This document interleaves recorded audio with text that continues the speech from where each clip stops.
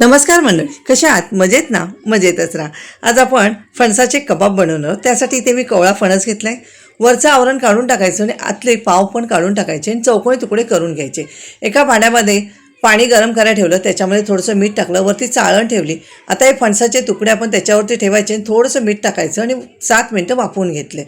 कवळा फणस असल्यामुळे छान वाफला गेला. मॅरिनेशनसाठी इथे आपण दही, लाल तिखट, हळद, धना पावडर, कसुरी मेथी, गरम मसाला, थोडंसं तेल आणि चवीनुसार मीठ हे सर्व मिक्स करून घ्यायचं. मिक्स केल्यानंतर आपण जे वाफवलेले फणसाचे तुकडे आहेत ते त्याच्यामध्ये मिक्स करायचे आणि 10 मिनटं बाजूला ठेवून द्यायचं. आता इथे कढईमध्ये तेल पण छान गरम झालेलं आहे. आता गरमागरम आपण कबाब तळून काढायचे.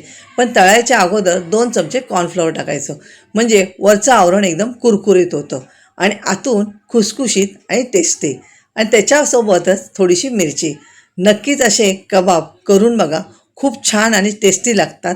आवडलं तर लाईक, शेअर, कमेंट नक्कीच करा. थँक्यू.